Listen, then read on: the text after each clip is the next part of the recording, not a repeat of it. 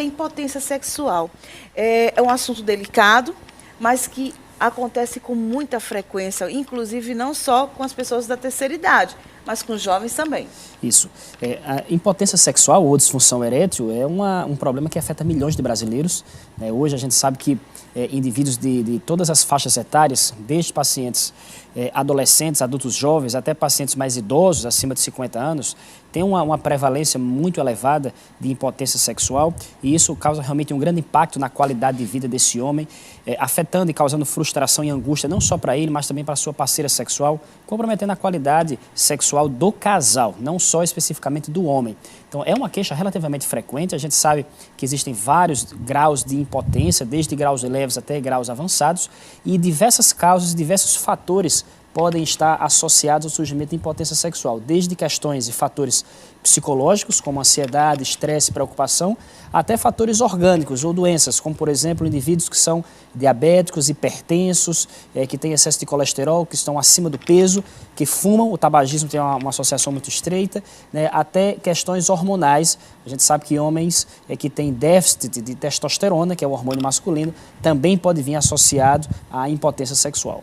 Existe uma idade para se perceber que esse paciente está passando por esse problema?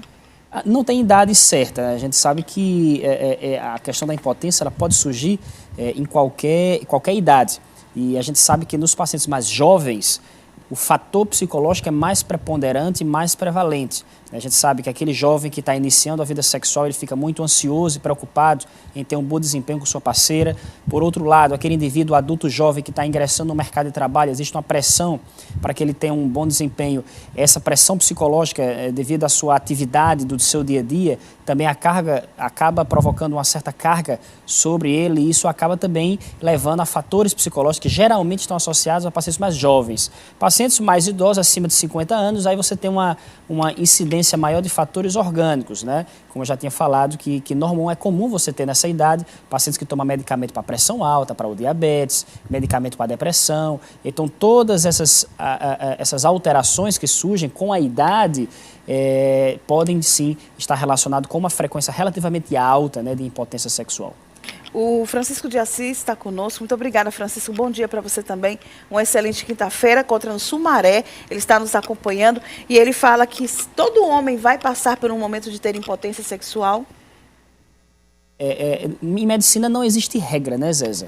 Não tem como dizer que todo homem vai passar, mas a gente sabe que a maioria dos homens, pelo menos em algum momento, em alguma relação sexual, eventualmente ele pode ter alguma dificuldade de ereção, porque a gente sabe que a ereção, o mecanismo de ereção, na verdade, acontece de que forma? Para que a gente entenda como é que os fatores atuam nessa questão. Primeiro você tem um estímulo externo, um estímulo cerebral, ou seja, você vê a sua parceira, né, você tem um estímulo, aquela excitação, e isso aí faz com que manda-se um estímulo em direção à região genital masculina, que é a região peniana, e isso ocorre uma vasodilatação, ou seja, os vasos sanguíneos eles se dilatam, fazendo com que uma maior quantidade de sangue chegue até a região genital. E esse influxo maior de sangue é que faz com que você tenha uma ereção. Então, qualquer fator que interfira nesse eixo que está relacionado ao processo de ereção, Zéza, pode comprometer. Então, eventualmente, num dia que você está mais preocupado, está mais estressado, isso mexe muito com o seu psicológico, eventualmente pode interferir, sim, num mecanismo de estímulo para a potência sexual.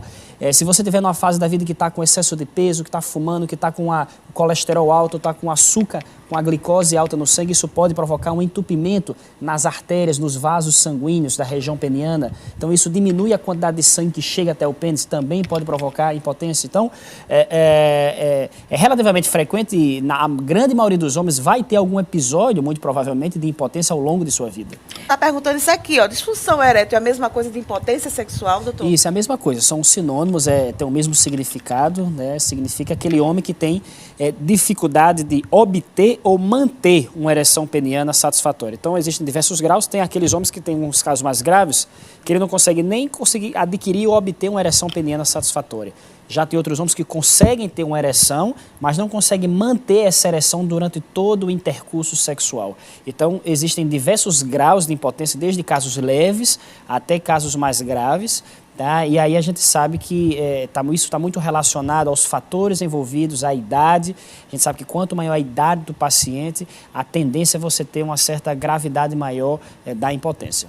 Aí ele já vem com outra pergunta. Ele fez 3 perguntas isso para o senhor, né? Aí o que ele pergunta também? Em relação ao orgasmo. Se o homem tem, durante o seu relacionamento sexual, apenas um orgasmo, isso significa que ele já está tendo alguns problemas em relação à impotência sexual, porque tem aquela história do homem contar muita vantagem, né? Também, né? O marada diz, eu sou o bambambam da noite, eu chego 3, 4 vezes na noite, faço minha mulher se satisfazer, mas às vezes é muitos mitos também. Sem dúvida. É importante aqui que a gente faça uma distinção para quem está nos assistindo entre disfunção erétil ou impotência sexual, que são os problemas relacionados à ereção, Zéza, e os distúrbios da ejaculação e do orgasmo, tá? São problemas distintos, tá? Um problema está relacionado à ereção peniana e existem outros distúrbios que estão relacionados a você atingir o orgasmo e você ejacular. São 2 problemas distintos. Então, existem alguns distúrbios relacionados à ejaculação e orgasmo. Por exemplo, o mais comum deles é aquele indivíduo que ejacula muito rápido, chamado ejaculação precoce. A ejaculação precoce é um distúrbio muito frequente e muito comum, né, nos nossos pacientes, nos homens que vêm até nosso consultório. Ele pode vir a ejaculação rápida. É aquele indivíduo que ejacula e atinge o orgasmo em poucos minutos do início da relação sexual, às vezes até antes de iniciar a relação. Ele pode vir associado à impotência, tá? Mas é um outro distúrbio. Tem aqueles indivíduos que apresentam ejaculação retardada. São aqueles homens que demoram muito para atingir o orgasmo e demoram muito para ejacular. É um outro tipo de distúrbio. Inclusive tem homens um outro distúrbio chamado anejaculação, que é aquele indivíduo que não consegue atingir o orgasmo ou eventualmente até atinge o orgasmo, mas o esperma não sai para fora. Tá? Então, são problemas distintos, de tratamentos distintos, que eventualmente às vezes pode até vir associado à impotência sexual, tá? Mas os fatores são diferentes. Os distúrbios do orgasmo e ejaculação geralmente são de causa psicológica.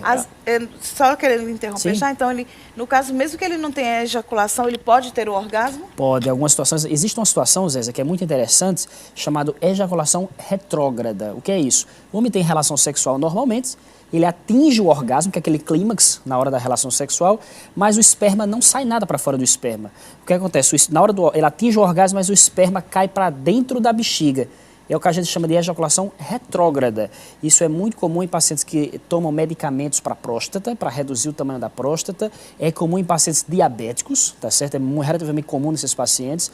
E existe tratamento, tá? Então, são 3 situações diferentes. Potência sexual, orgasmo e ejaculação, que é a saída do esperma. Então, são 3 etapas, 3 processos diferentes. Às vezes pode vir associado, mas os fatores, as causas e o tratamento são distintos. Né? Então, Heitor, não é essa questão de quantidade, não. É qualidade, acima de tudo, né? Isso, sem dúvida. O fato de você, eventualmente, numa mesma relação, atingir 1, 2 ou 3 orgasmos é muito subjetivo, é muito pessoal. Isso não tem relação com impotência, está muito relacionado com a sua parceira, com o seu grau de ansiedade, né, com a intensidade da relação que você tem. Então não existe uma relação direta. Isso é muito subjetivo. Tem homens que conseguem, numa mesma relação, atingir 2, às vezes 3 orgasmos, depende muito da sua parceira. Então isso é muito relativo, depende muito de pessoa para pessoa.